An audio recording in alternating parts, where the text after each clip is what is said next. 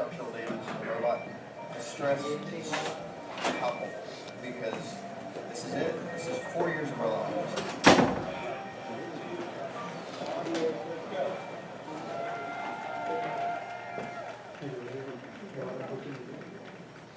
It's the third and final round of the DARPA Robotics Challenge. Teams have spent years designing robots that could aid in an emergency and potentially do much more. And over the next 2 days, they'll take them through an obstacle course meant to mimic a disaster zone. It's a chance to win millions in prize money, and more than that, show what the robots can do. It's easy to design a robot to handle a specific task. There's police bots for bomb disposal and things like that. Where we aren't is general purpose robots that can do a lot of things really well. This is the Florida Institute for Human and Machine Cognition. Their Atlas robot fell twice during the first round, and after some overnight repairs, they're getting ready for their final run. The robots have an hour to complete 8 tasks. First, they have to drive a vehicle down a dirt road, avoiding obstacles. Then they have to get out of the car, one of the most difficult maneuvers. Then the robots open a door and walk through it. Once inside, communication starts to break down. The robots have to act more autonomously. They have to turn a valve, then cut a hole in a wall using a drill, then complete a surprise task, either flipping a switch or plugging a hose into the wall. Finally, they have to get over a pile of debris and climb a set of stairs. Our approach to this is to have the robot do things that the robot's good at, and the people do things that the people are good at. And so people are very good at deciding which valve to turn, which door to open. We have a display where people can click on these objects, and Chimp can use its sensors to determine exactly where that object is, how to pick it up.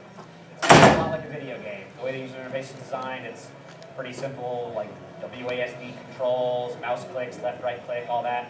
200 times a second, the robot is being commanded at its joints what to do. It has laser rangefinders. Those are the spinning devices you see on Chimp's head. They build a 360-degree three-dimensional model of the environment. They have a video feed of the camera coming off the robot. The algorithm just makes it not fall over. Instead, giving this configuration, how do I keep my balance? In general, people get their ideas about robotics from science fiction, from books, from movies, and of course, real science fact is nothing at all like that.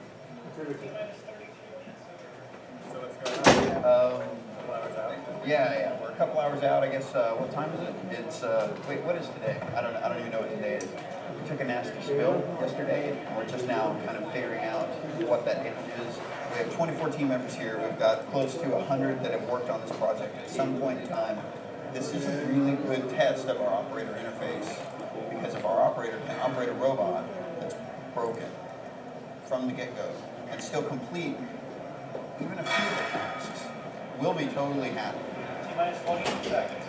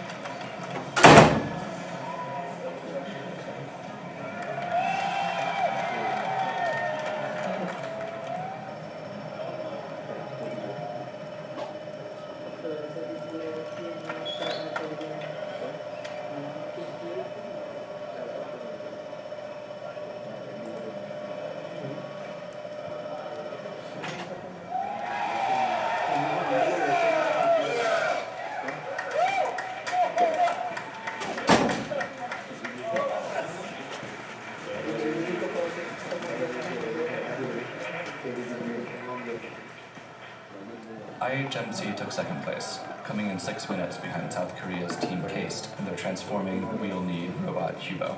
A lot of robots fell over and broke during the finals, but they were much faster and more autonomous than they were the year before. It's really big in Western culture to see a big humanoid robot like Atlas and immediately think Terminator. And the misunderstanding there is just because a robot looks like a human does not mean that it's processing information or thinking like a human. There are all the problems. I mean, everywhere there are problems. There are different members of our team that don't sleep on different nights. There's what we call the shakies. A controller on board the robot's computers are telling the robot, to shift slightly to the left, to shift slightly to the right. And when that goes out of control, we get the shakies where the entire robot vibrates and falls over. Walking is not a form of artificial intelligence. It's rigorous algorithms for how to not fall down. If 10 or 20 years from now we see robots not only for disaster response, but for construction and agriculture and use in the home for aging society and healthcare, I think we'll have been a success too.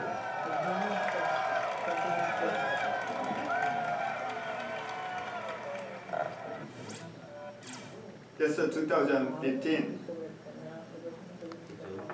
After that, a lot changes. This is recently released from Boston Dynamics. It's from MIT.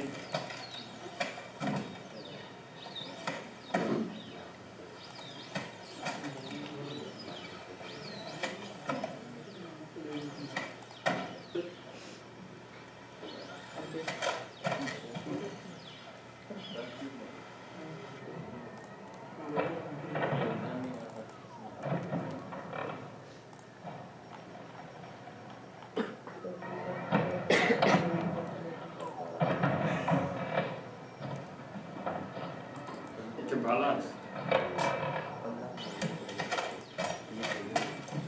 Oops.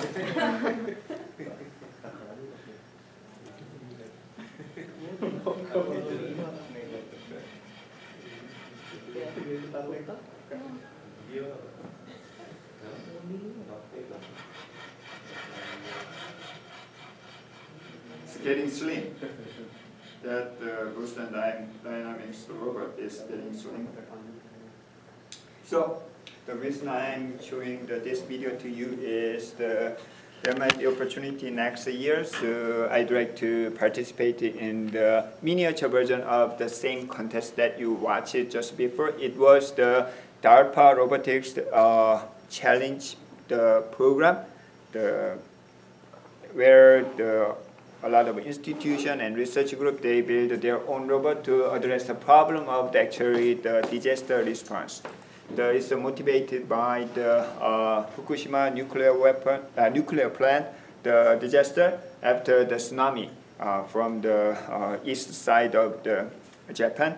Then they actually tried to extinguish the fire on the nuclear plant because the human being cannot be nearby. But the whole robot failed. So they tried. So after that, it's motivated by the still is not the complete problem yet. So but DARPA actually did the one time the robot challenge to address you can see the several task like the open the door and using the close the lever and then the crash something wall and working the stair and uneven working through the uneven the road and there are 8 or something task to be addressed at the time. Is there anyone who attended the Engineering 400 the presentation last semester regarding to the Professor Raffaro? Raffaro was one of the he was the member of one of the team, and then he worked for another team from the Korea. Is a name of the university is KAIST. It's like the IIT in India or the MIT in United States. So who won this competition? Then one of the colleagues of the Professor Raffaro, he is right now the assistant professor in the George Mason University, and one of his colleagues who worked for the competition, same robot, humanoid robot, but he is the professor in the University of Hartford, where he'd like to offer the miniature version of the robot challenge because the DARPA actually, due to the budget cut, they no longer support this challenge after that. Then he'd like to offer not the same challenge, but a miniature version. There are a lot of small humanoid robot nowadays. Its price is less than $500. It's very cheap. But if you attended the presentation by the Professor Raffaro, he said the money was so critical at the time, so it's very expensive. But nowadays, with the several $100, so you can build the humanoid robot. Like this is one of the examples. It's a robot teeth. So it's a $500 from the Amazon. Then it can. The small thing can do most of the job that you have watched, and also attach the sensor like the camera definitely, or the gyroscope is for balancing, and the accelerometer and a lot of the sensor can be attached. Then it can be programmed more interestingly. Then to address such a problem. So next year, he'd like to Professor Son in the Hartford would like to offer the competition.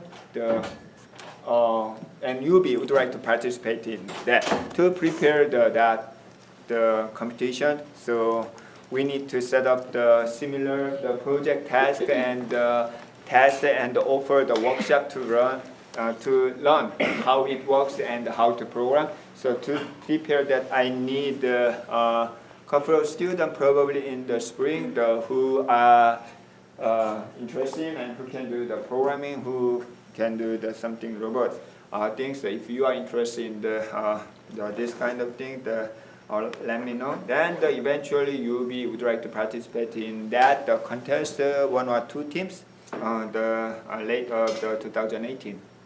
Then nowadays everybody knows the AI or the machine learning or deep learning are so popular that you can make the money or it's everywhere, but eventually after you have the intelligence, I'm not sure whether that is really intelligent or not, even though one of the guy in the YouTube video mentioned this misunderstanding that the humanoid robot is like the human being, but which means it doesn't have the intelligence. However, after AI, right now is the beginning of AI era of the AI. But what if post AI, post deep learning, after we got something the capability to recognize the object, to understand something problem or whatever, what is the next thing? Next thing will be to combine with the robot.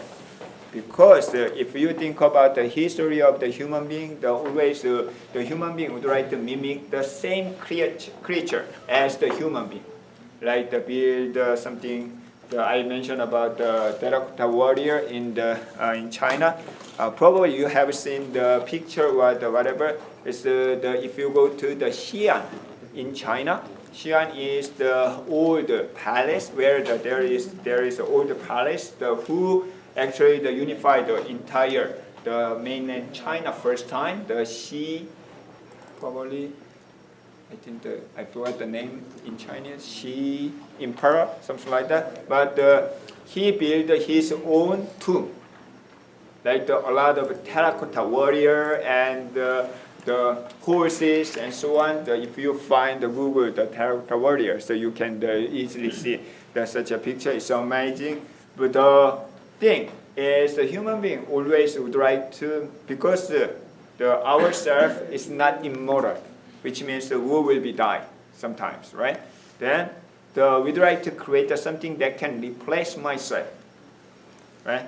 Sometimes somebody would like to leave the name, the published, like the author, or sometimes carved on the rock in the very famous place. And that's the nature. Because of that, we get married and have children. Then we believe that is kind of the inherit, the myself to the descendant. But in computer science, it's the same thing.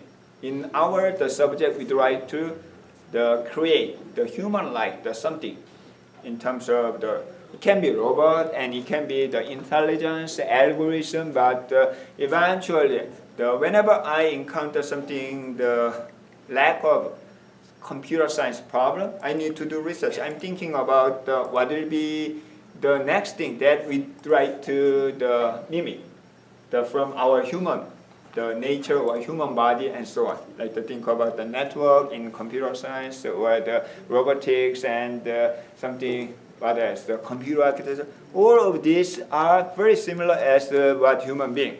has. Okay, then the robotics is one of the destination, the ultimate goal to build.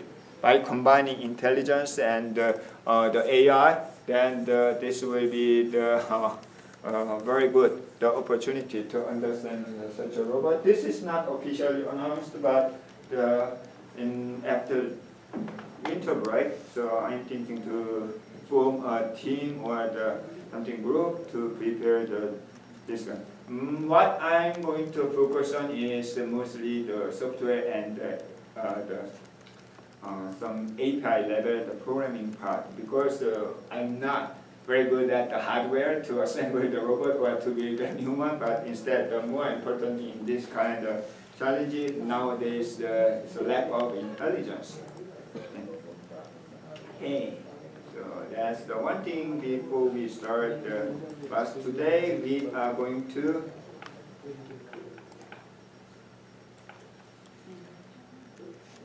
continue and it's a database. Any question regarding to the robotics? It's next year, 2018. 17 is already gone, almost.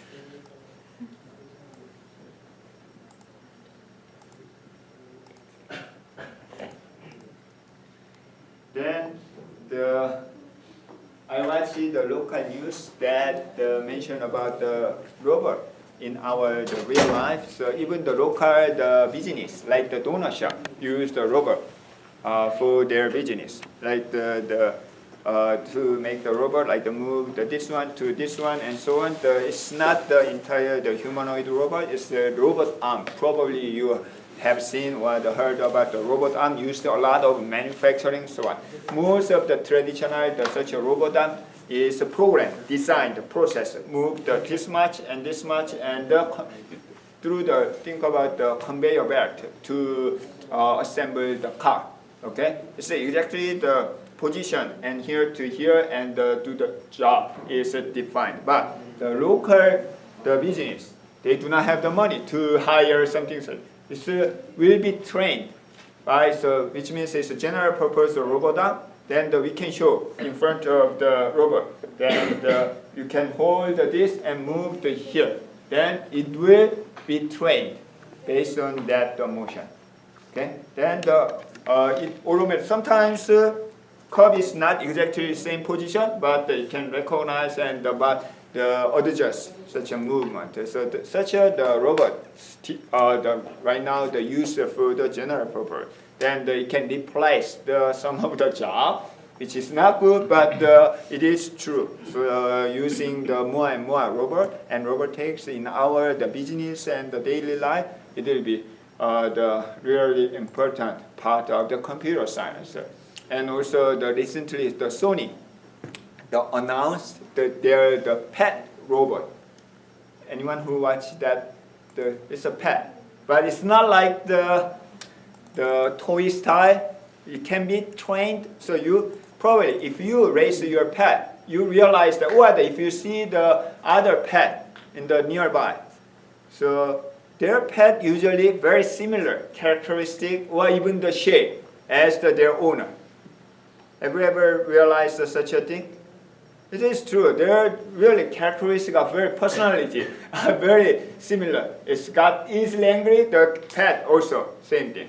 Which means based on the training or the relationship, it can be robot follow that way. Nowadays in the Sony, the robot, I forgot the name of that, it actually can be trained based on the owner. If the owner likes this one music, then they react based on that, the favorite, the music and so on. Or the action can be different. If the owner responds the aggressively, then the pet no, such a thing can be trained. So such the robot will be in our real life. So think about at the graduation, not just the programming, but a lot of things that you can encounter. There are more opportunities. Okay, so today we are going to finalize the query processing and optimization. Then I think that we can wrap up the query processing and optimization today. Then after Thanksgiving. We will continue for the other advanced topic of the database, the system, such as transaction management and backup and recovery and so on. So let me use the slide. This is I was in a hurry the last the week to talk about the query processing and the query optimization, but I realized our class schedule is not behind. So I'm going to take the time to explain again. So this is what's going on when you submit the query SQL. So you can see the scanning, parsing, and validating will be happen because it's a high-level language, it's SQL, like the select from where. Then it's called the immediate form of query. In other words, it's a binary, compiled form. Okay? Not only just the assembly code, as you can see from the program language, but this one has the something permission and so on. So sometimes it's called the P code or the immediate form or the binary form, but this form will be stored at the memory also as a cache, in the cache area for reuse later. Think about the menu that you implement in your project. If you have the millions of the user to use the website that connect the database, they are using the same query because they are using the button instead of the typing the SQL. So it's the same query. So you can use the same query because it takes its overhead. Scanning, parsing, validating will take a time. So we can reuse such an immediate form from the cache area. So because of that, database need a lot of cache area to speed up. Then query optimizer that we have been discussing right now will be working for what? What is the main purpose of the query optimizer? To find cost. That's the method to address, to find the execution plan, like the itinerary of your trip. So what is the fastest route to access the data? That's our goal. That's the goal of the query optimizer. To do that, there are different ways. Two different ways. One is cost-based optimizer, where you can calculate the cost for each case. So as we have seen the last time, that is the what? The access the table only, not the join yet. So we will talk about the join today. So find the fastest route using cost. It's called the cost-based optimizer. Another approach is rule-based optimizer. We have the rule. So like if there exists a primary key column, okay, attribute on your query, we will use definitely. We don't have to calculate the cost. If, for example, if there exists the private limo service when you travel, that's your priority always. You don't care the cost, you don't care the time, you don't care the money. Just if there is a private limo, you can use. That's the rule-based optimizer. So how many? Only one. You are going to select only one path from the query optimizer. So if I do not have the exercise lab to control the distance nowadays because most of the DBMS suggest to use the cost-based optimizer. So most of the time you don't have to touch that. But rarely you need to understand. So about several years before, it was not very good. Not very good. It was not perfect. So we had the exercise how to change the query plan and so on. But nowadays I set aside. If you are interested, you can involve, you can change the decision of query optimizer. I believe this way is the fastest route, but the query optimizer suggests this way. Yes, that may be possible. Algorithm is not perfect. At that time, you can change the decision of the query optimizer, which is called a hint. You can give the hint to the query. I will show you very quickly about the example today. So that is the execution plan. Output of the query optimizer is the execution plan.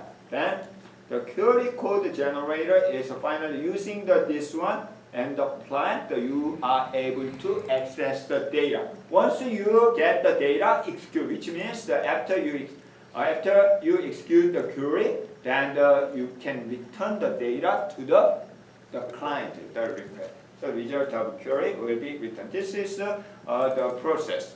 What's going on when you submit a query until receiving the result. So then, most of the query optimizer use the query block select from where. In case in the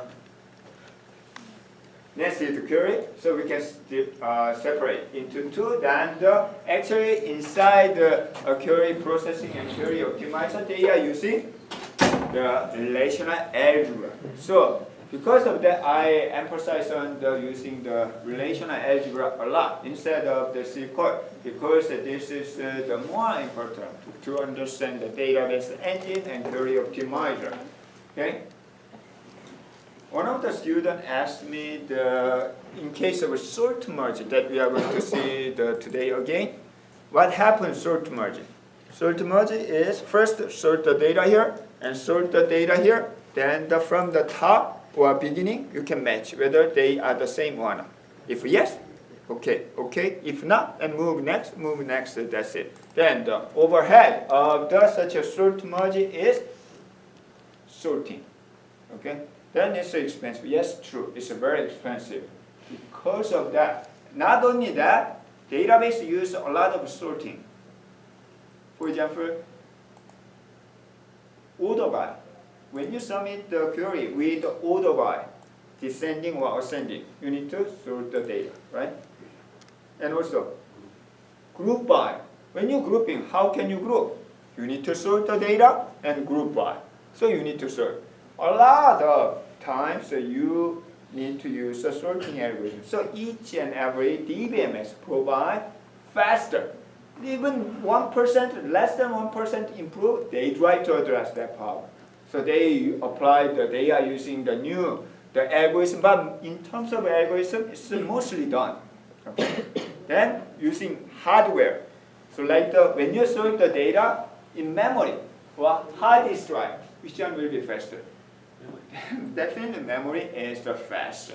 So they are using specific device for the sorting, and they try to improve the performance of the sorting. Using that sort, so we can use a lot of the algorithm that need the sorting, like the sort merge or the external sorting and so on. I'm going to skip this part. Then, for the selection, we have seen the several examples of different accessing method to the table. Even when we access the data, one table, there are different ways of the selection. So for example, linear search is always possible, brute force way. So you can read one by one. So that is a linear search. Sometimes it's called a sequential search. Sometimes it's called a brute force. Sometimes it's called a full table scan. You scan all the table sequentially. So the names are different, but the algorithm is the same, just a brute force way. And binary search is only available when? What is sorted? Data file. Table is sorted. Only in case table is sorted, you can use the binary search. Index. If index is sorted, you can use the binary search also. When the target is sorted, it's not indexed. Binary search is not an index. Okay? It's the method to access the data. Like the linear search, binary search. In case order, you can use it. And then primary index or hash key retrieval the data is for when your data file is sorted. Then we have an index. It's not B plus 3 or B minus, either B3 or B plus 3. So it's then we can use a primary index. And multiple record, then clustering index is that we have seen before then. But it's not frequently used in the real life system. The reason is that the B plus 3 secondary index is more popular. 99.99% are using the secondary index. Because if we need to order the table it's really overhead. Whenever you insert the data, whenever you delete the data, we need to sort the data. It's so really overhead. So we are not using a lot the previous case. Instead, we are using secondary index, which is the B+3 index. So benefit of, in case of B+3, when you are using the B+3, one is equality. Here's equality. Another one is a range query. So even the range query, for the bigger than or equal or less than, in that case we can use a leaf node. Only the leaf node, it will be faster. So that is the idea of the B3. Case of conjunctive. Conjunctive means the query. We will see the example of the conjunctive. So it may be possible to use the primary key, and it may be possible to use the brute force and several different ways. At that time, you can select one of the best one. Okay, one of the best one. However, if there is a composite index means, for example,